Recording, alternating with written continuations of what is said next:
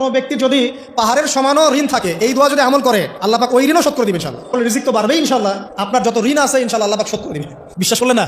এই দোয়া শিখাই দিচ্ছি, এই জন্য আমাকে হাদিয়া দেওয়া দরকার। স্পেশালি আমাকে এখন হাদিয়া দেওয়া দরকার। গুরুত্বপূর্ণ দোয়া শিখাই দিচ্ছি। আর ঋণ কেমন জানেন? ওই যে এখন মানুষ ঋণ নিচ্ছে 1 কোটি টাকা ব্যাংক থেকে, 2 কোটি টাকা ব্যাংক থেকে, হ্যাঁ, কত বছর, 10 বছরের জন্য, 20 বছরের জন্য বাড়ি করছে, তাই না?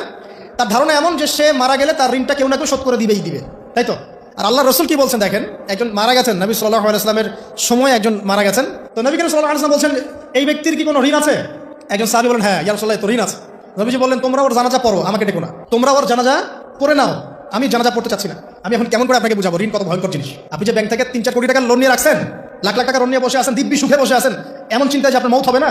আর নবী সাল্লাল্লাহু আলাইহি ওয়াসাল্লাম সময়ে একজন মারা যাচ্ছেন, তিনি বলছেন তোমরা জানাজা পড়ে নাও, আমি জানাজা পড়তে চাচ্ছি না। মানে ঋণগ্রস্ত ব্যক্তি জানাজাও তিনি পড়তেন না। তারপরে একজন এসে বললেন, ইয়া রাসূলুল্লাহ, আমি তার ঋণ শোধ করে দিব, তার যা ঋণ আছে আমি শোধ করে দিব। তখন নবী এসে জানাজা পড়লেন সাল্লাল্লাহু আলাইহি ওয়াসাল্লাম। তো আপনার এই কোটি কোটি টাকা ঋণ শোধ করার লোক তো রেডি আছে নাকি? আছে না? সমস্যা নেই, আপনার জানাজা পড়া হবে। কারণ হুজুরকে আপনি 5,000 টাকা দিবেন, হুজুর জানাজা পড়াই দিবে, কোনো সমস্যা নেই। তারপরে আপনার মিলাদও হবে, আপনার একটা বড়সড় দোয়াও হবে ইনশাআল্লাহ। কিন্তু আল্লাহ পাক বলেছেন, শহীদ, আল্লাহর পথে যুদ্ধ করে শহীদ হয়েছে, এই ব্যক্তির আত্মাও ঝুলে থাকে যতক্ষণ পর্যন্ত না তার ঋণটা শোধ করা হয়। এবার বলেন আমি কি বুঝাবো? আপনার আর কিছু বলতে হবে?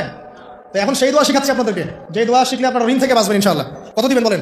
হ্যাঁ, এই তো শুকরিয়া। দোয়া করবেন যেন আল্লাহ পাকের দিনটাকে আল্লাহর জমিনে প্রতিষ্ঠা করতে পারে। আমার সাথে বলেন, দোয়াটা হচ্ছে, আল্লাহুম্মা ইকফিনি বিহালালিকা আন হারামিকা ওয়া আগনিনি বিফদলিকা আম্মান সিওয়াকা। এই দোয়াটা ছোট না? এটা মুখস্থ করবেন, সেজদায় পড়বেন, নামাজের সেজদায় পড়বেন, আত্তাহিয়াতু দরুদ শেষ তারপরে পড়বেন, নামাজ শেষে হাত তুলে পড়বেন, যখন তখন শেষ রাতটা করবেন, ইনশাআল্লাহ দেখবেন আপনার ঋণ বলতে কিছু থাকবে না ইনশাআল্লাহ। যদি থাকেও, বড় কোনো ঋণ থাকেও, আল্লাহ পাক অন্য কোনো মাধ্যমে এটা শোধ করার ব্যবস্থা করে দিবেন ইনশাআল্লাহ। আমার জীবনে এমন ঘটনা ঘটেছে, এটা এখন গল্পটা মনে পড়ে গেল তাই বলছি, যে 1,20,000 টাকা ঋণ আছে আমার, শোধ করার কোনো অপশন নাই। আচ্ছা, আমার চোখে ধরা পড়ছে না যে 1,20,000 টাকা আমি কেমনে দিব। কি হলো, হঠাৎ করে আমরা একটা সার্কুলার দেখলাম যে সারা বাংলাদেশে ইসলামিক ট্যালেন্ট খোঁজা হচ্ছে। 2000 এটা মনে হয় 17 কি 18 সালের কথা, হ্যাঁ 18 না, আচ্ছা 18। তো হ্যাঁ, আলোকিত। তো এখন আমার ওয়াইফ বলছেন যে আপনি এটাতে অ্যাপ্লাই করেন।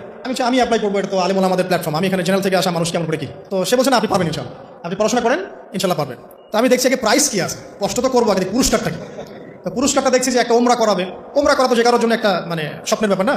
ওমরা করা তো সবাই আমরা খুব পছন্দ করি, আল্লাহ পাক আমাদেরকে বেশি বেশি ওমরা করার তৌফিক দেয়। আর লেখা আছে যে ফার্স্ট প্রাইস 3 লাখ টাকা, second prize 2 lakh, third price হচ্ছে 1 লাখ টাকা। আচ্ছা ঠিক আছে। তারপর টানা 4 কি 5 মাস দৈনিক 10 থেকে 12 ঘন্টা করে পড়ছে।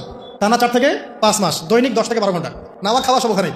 আর যতটা সহজ মনে করছেন আসলে কিন্তু প্রতিযোগিতা অত সহজ নয়। আসলে যে কোনো জায়গা থেকে প্রশ্ন আসতে পারে, আকিদা, সিরাত, ইতিহাস, এটা ওইটা অনেক টপিক, প্রায় 36টা বিভাগ আছে। তো আলহামদুলিল্লাহ কিভাবে জানি আস্তে আস্তে আস্তে উঠতে পারলাম। গিয়ে দেখলাম যে টিভি রাউন্ডে চলে গেছি। আমি তেমন কিছু করি নাই, আমি শুধু পরিশ্রম করেছি, আল্লাহর কাছে বেশি থেকে বেশি দোয়া করেছি যে আল্লাহ আমার ঋণ আছে, ঋণ শোধ করতে হবে একটা। এবং আমি চাচ্ছি যে এই প্রোগ্রামের মধ্য দিয়ে দিনের একটা বড় সার্কেল পাওয়া যায়, দিনী প্ল্যাটফর্ম পাওয়া যায়। তো আলহামদুলিল্লাহ আল্লাহ পাকের ইচ্ছায় সেখানে একটা ভালো রেজাল্ট হলো, এবং সেখানে উমরাও করা হলো আলহামদুলিল্লাহ, এবং ক্যাশ তারা খুব তাড়াতাড়ি দিয়ে দিয়েছে। আমি পুরো ক্যাশটা আগে পেয়েই আগে ঋণটা শোধ।